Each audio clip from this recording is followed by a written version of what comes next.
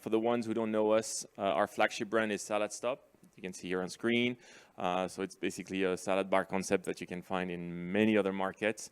We've since then launched another brand called Hebo, which is more of a warm green bowl concept. Wushi, it's a maki roll concept, and Fresh Kitchen that you'll hopefully have the joy to enjoy a bit later. It's our catering business. So family business. Temasek invested about 3 years ago with a few other investors, and we've since then tried to scale as much as possible across the region. Here's a bit of our presence. 2 more markets are coming.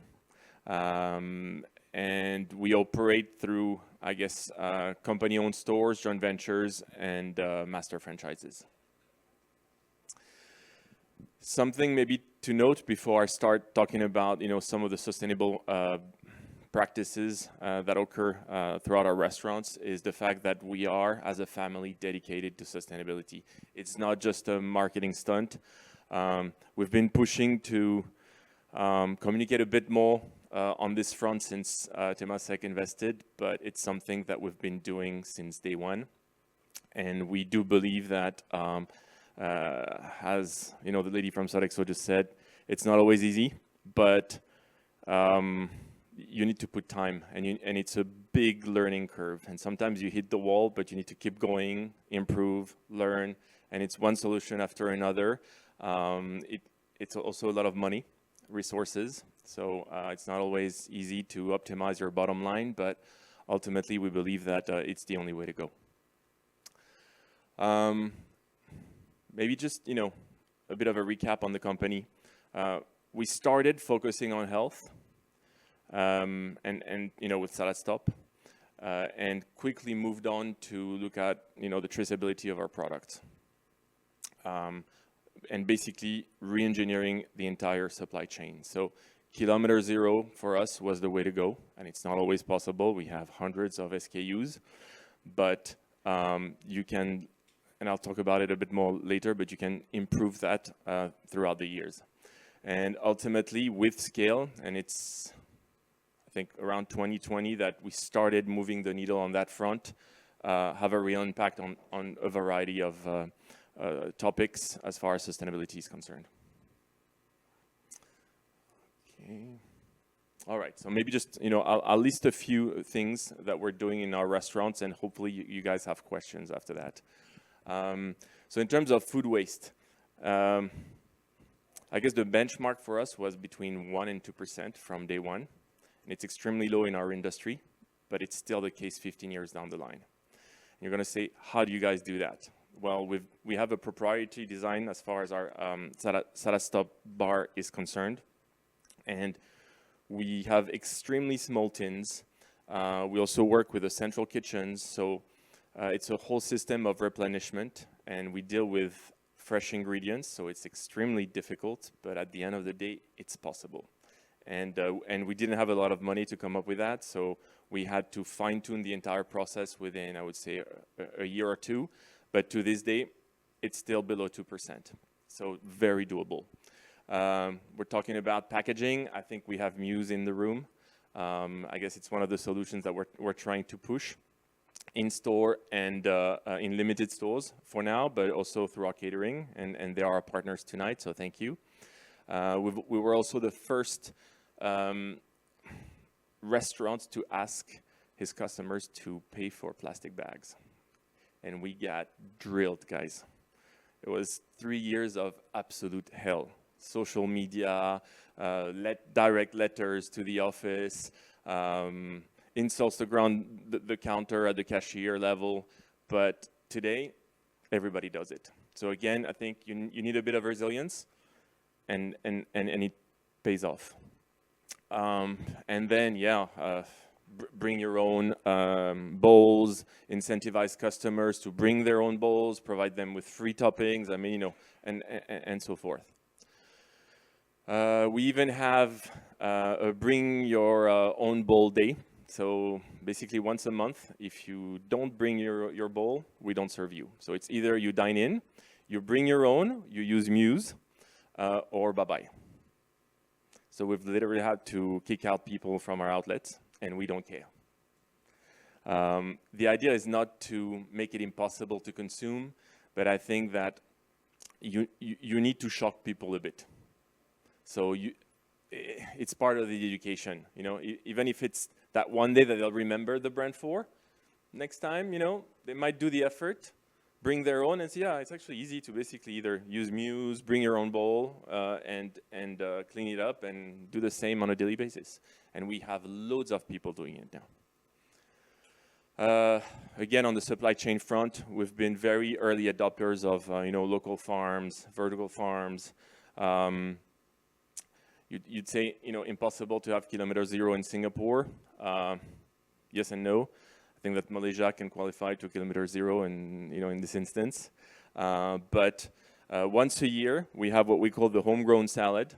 It's in August. We come up with a new salad every August that's 100% sourced in Singapore. Whether you talk about the fish, the eggs, the mushrooms, I mean, everything has to be grown in Singapore. And we've been doing that for the past 4 years, and it's a hit. So again, might be difficult for us to do that for all of our salads year-round, but it's possible. Yeah, sustainable catering. You guys will try it a bit later. We've launched this vertical about a year ago. Laure is at the back managing this, partnering up with Muse again on the bowl front, on the spork front. And again, we're trying to be as healthy as possible, using as, you know, little packaging as possible. And we can see the increase in demand. I mean, Laure is very busy now, sending out quotations on a daily basis, but there's a shortage in terms of, you know, number of services, restaurants providing those types of products in the market. I mean, good for us for now, but I think we'd be more happy if more brands were to provide those types of services. The plant-based offering, again, we were one of the early adopters of plant-based meats, so we were one of the first restaurants to launch Impossible Foods, Beyond. We've since then moved on from those processed type of plant-based alternatives and focusing more on things like Fable or Corona. But I guess the spread on our salad bar is still around 95% plant-based. So people tend to see, you know, chicken and fish, but at the end of the day, they're consuming vegetables. Yeah, I guess diversity in the workspace, I think super important. You want to communicate about sustainability, you need people to relay the message. We tried to be fair in terms of hiring.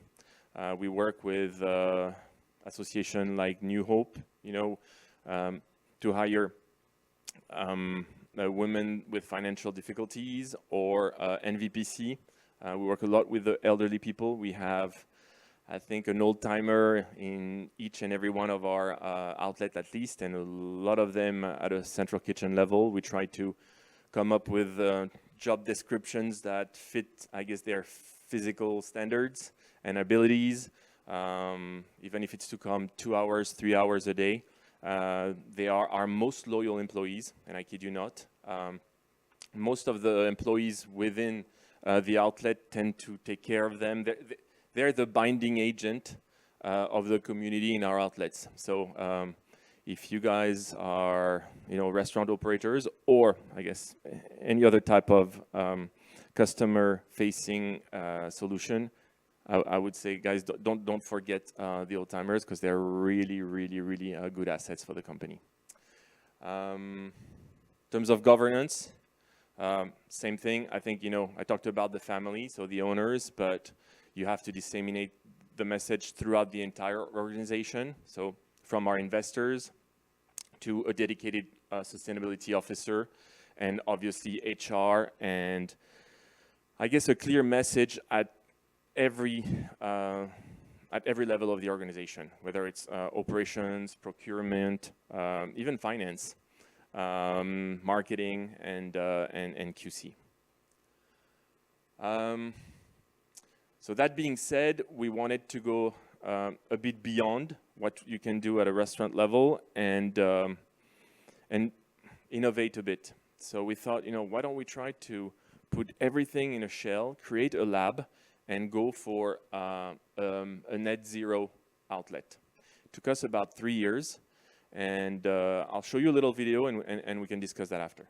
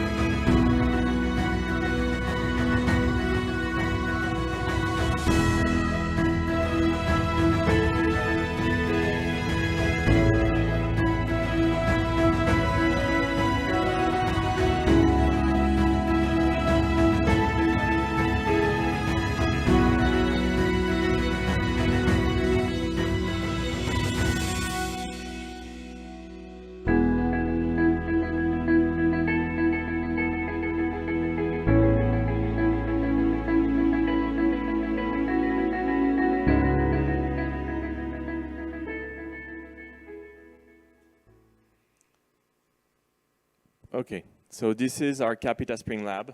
I guess the first net zero outlet in Asia. This particular lab was never meant to be scaled. The idea was to learn about different solutions we could test at our very humble level and see what could work and then scale it. So for instance, again, those are 3,500 tiles that we at the HQ sort of printed over the period of 3 months. I mean, we basically burned ourselves. We're never going to do that again. Using bottle caps, timber, fallen timber used for every part of the outlet, something that we've literally adopted. We've started playing with different, plants that wouldn't require water. I mean, just things like that. We've partnered up with Deliveroo to basically modify the algorithm and only allocate walkers and cyclists to deliver from our stores. I mean, we've tried to be as innovative as possible and using Muse as well in this particular store. We have a Muse station, sorry, using you guys a lot tonight. And the result was basically a 30% reduction in terms of carbon footprint. It's roughly 20% of the average QSR or fast food that you have out there. It's pretty low, but I guess first and foremost, it's the nature of the food that matters. So all of those operational issues that we've tried solving help. But what we realize is that we've carbon labeled every single ingredient on our salad bar. And we've plugged that information at the back end of our ordering app so that when you create your bowl, you basically get the carbon footprint of the bowl that you are ordering on the spot. A bit of a gimmick, but it makes you think. You want to add beef, you double your carbon footprint. So something we're still working on, but we also gave customers the opportunity to offset their meal. So there's an opting button on the app, and it's basically a 20 cents donation that we collect to replant trees. And again, we're testing. We're not saying that, you know, it's the perfect solution. But, sorry, 5 minutes more? Left. Okay, thank you. So yeah, a great experience, but it wasn't scalable. So we hired another firm to help us sort of encapsulate a concept that would be more scalable and would connect a bit more with our customers.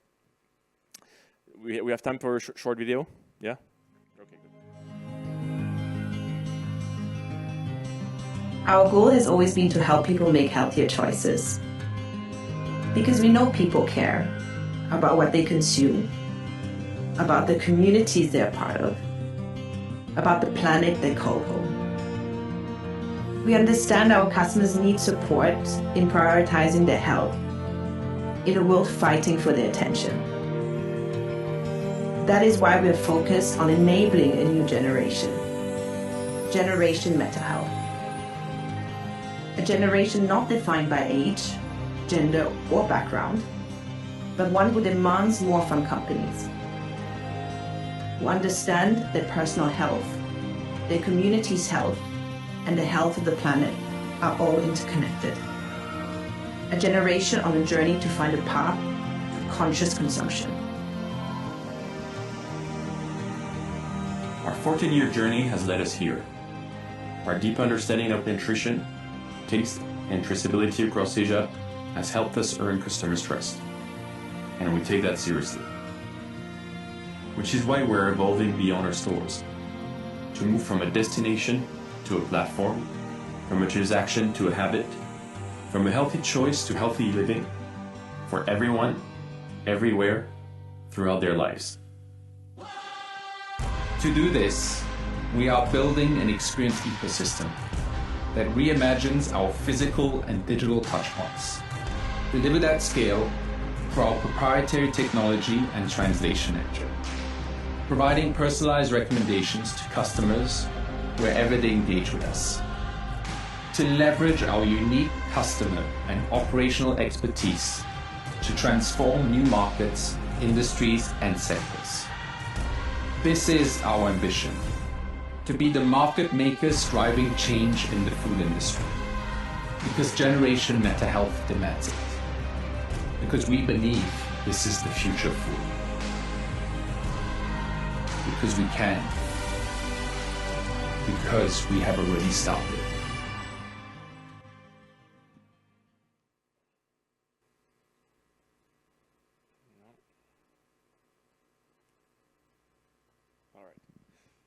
It's a bit distorted, but that's basically the finished product. So we work with a firm called 8 Inc. They are the global experiential firm for all the Apple stores. And they loved the project so much, you know, that restaurant of the future, that they decided to take us on, Little Us. And we've tried to basically come up with something that would resonate with customers. I guess integrating this digital ledge here. So you can basically tap your phone. It recognizes who you are, your buying patterns, your preferences.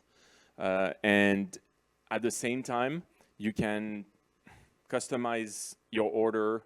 You can, I guess, download information on sustainability. You can push information to the customers. I mean, I won't bore you with all the details. Please visit and experience. But ultimately, the result was, after only 3 months, we basically closed a store in the same mall that was twice the size, and we're now doing double the amount of sales, and we've improved the throughput per hour by 40%. So sustainability works.